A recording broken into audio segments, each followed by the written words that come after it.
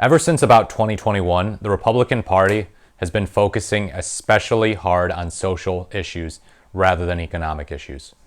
Don't get me wrong, they've always focused on social issues. But to this extent, I don't think so. I think that it's risen to a whole new level. They've always used abortion, transgenderism, same-sex marriage, and affirmative action, and other things as punching bags.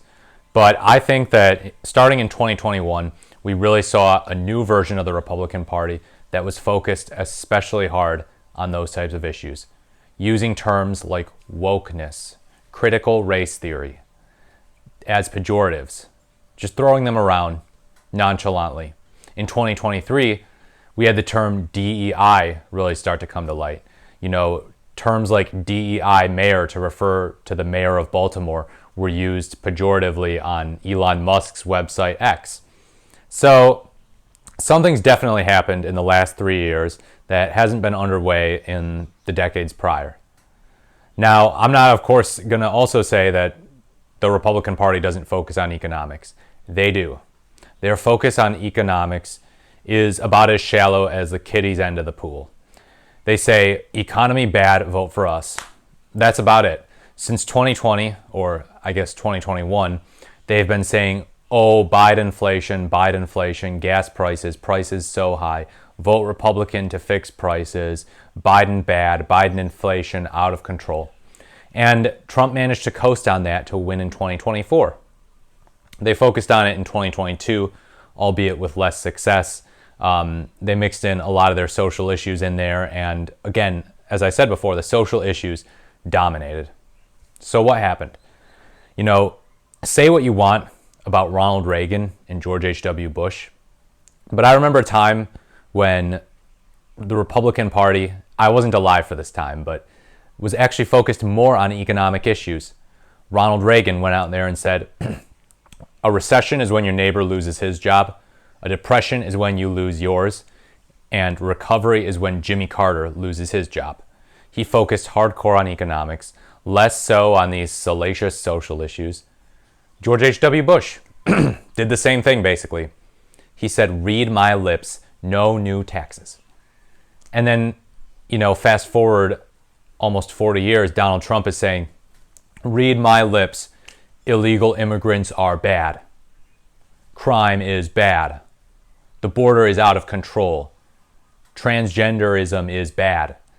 That's basically it. And then throw in a little, oh, prices are high, and I'm going to try to fix that, but I'm not really going to talk about how I'm going to fix it.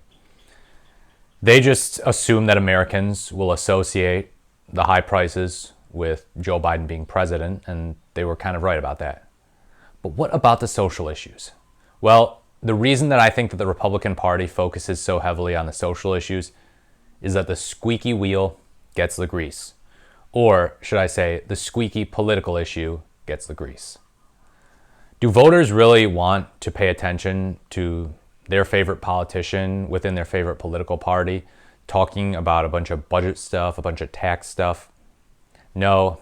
The Republican base gets energized by much more than that. Stuff that's a little less granular, It's not all that inspiring to tell people to go out and vote because if they don't vote, they might lose their job or something. It's just more salacious to tell them, if my opponent wins, the government is going to take your kid and turn them transgender.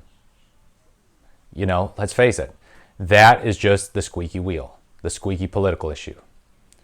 So, they focus on abortion too. They talk about killing babies. They say, we need to stand up for the sanctity of life.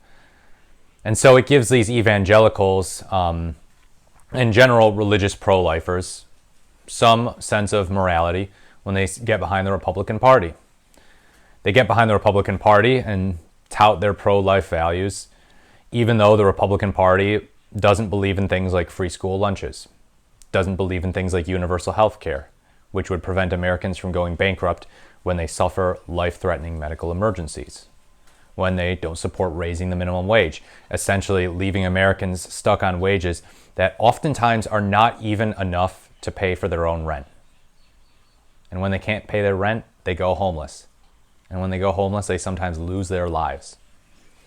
So it gives the pro-lifers a way to feel like they're truly pro-life. And I'm not saying that Republicans are wrong to focus on abortion. I get that it's an issue where reasonable perspectives, reasonable minds can differ. I'm just saying there's an explanation for why they focus on these things. And it is a disingenuous one, the reason that they focus on these things. Immigration. Now, I understand that immigration impacts economics. When you have more people coming into a country, that does affect the number of resources.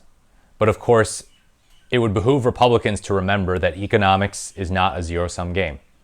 So the economic element of immigration is, that resources are affected by more people coming into the country, by the country's population increasing.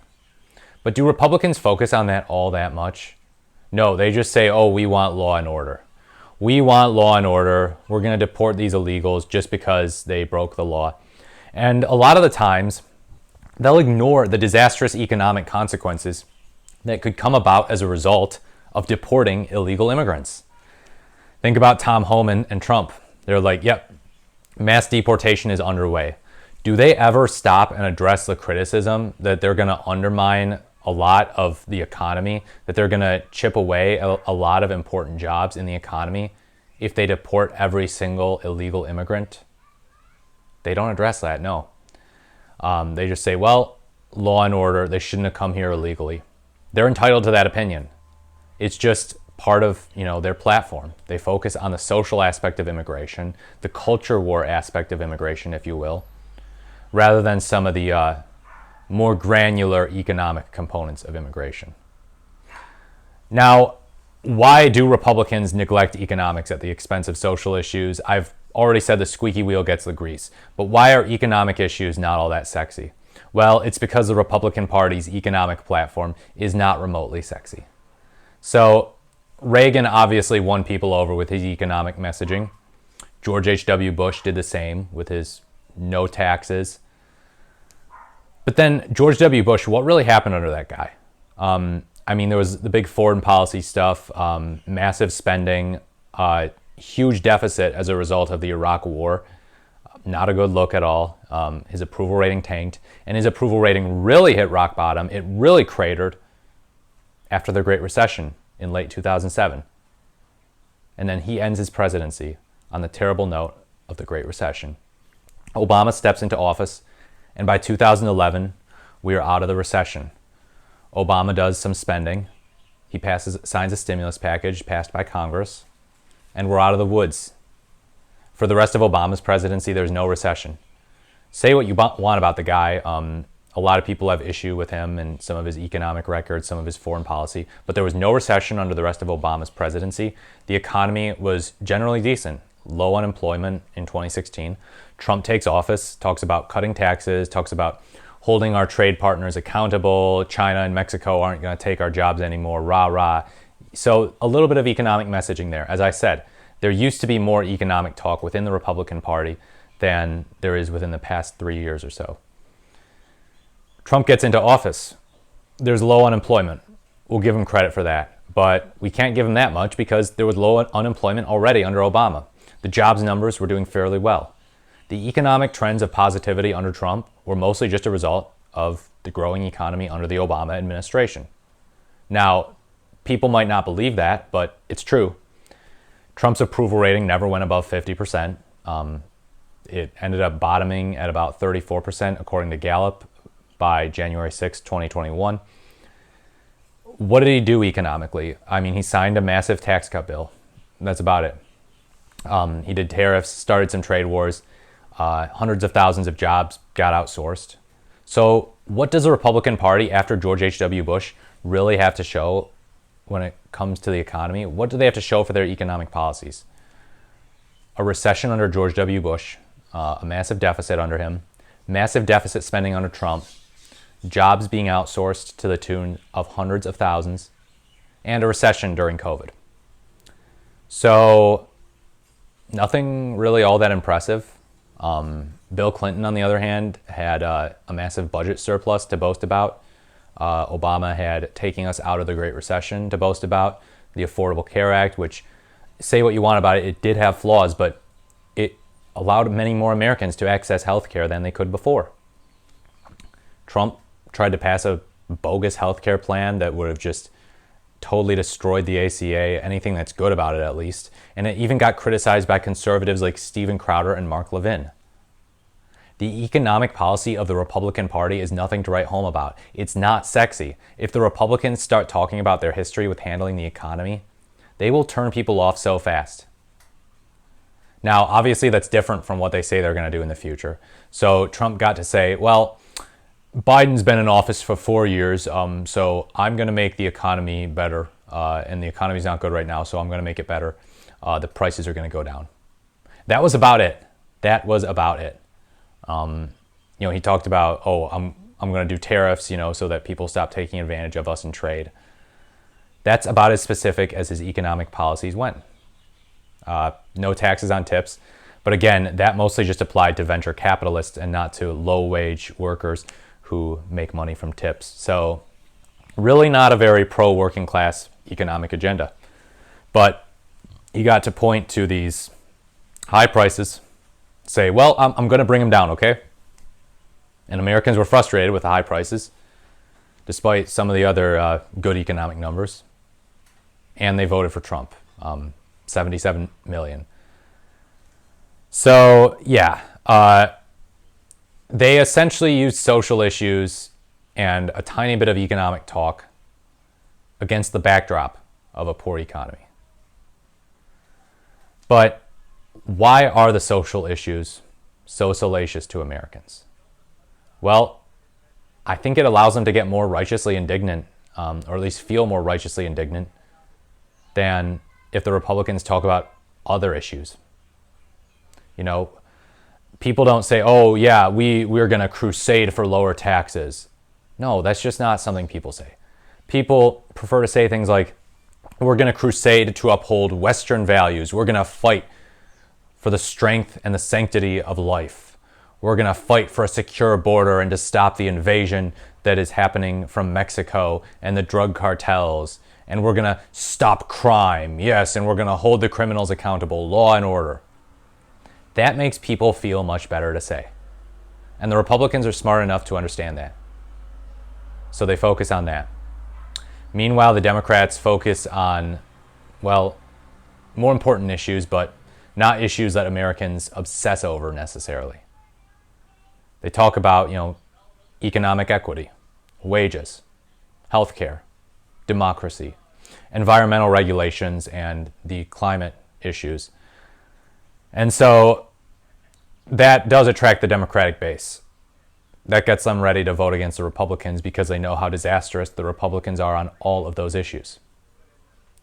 But does it really get the Democratic base so riled up that they go out and get their independents and the independents go out and vote against the Republicans? It didn't in this election. Republicans know that they have to focus on social issues in order to rile up their base.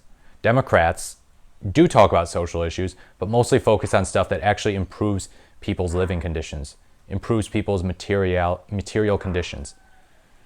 Whereas Republicans, it's just, listen, you need to be angry about the stuff that I tell you to be angry about. This is so horrible what's happening to our country. We are no longer a godly country. Religion is another huge aspect of it. And I do feel like with Trump, the religious aspect has died down a little bit, because Trump is clearly a very loose Christian. He doesn't put religion into everything he does. And, he's not really a godly man in the sense that, he's lived a lifestyle that the Bible would endorse. Very promiscuous individual. But, yeah, those are just my thoughts on this recent transformation of the Republican Party, this shift in favor of talking about social issues rather than economic issues. Let me know what you think in the comments about the issues that the parties talk about. Do you think that the Republican Party is being stupid by talking too much about social issues? Do you think that it's wise and it's a good way to rile up their base? It might be kryptonite for independents in the future if they start taking things too far. But it looks like in this election, 2024, it was not. So that's that. But yeah, do you think that the Democrats should focus more on social issues? Do you think that Republicans should focus less on social issues? How important do you think social issues are in America? I always look forward to hearing your opinions. Thank you so much for watching. Please like, comment, or subscribe to the channel. As always, I will speak to you in the next video.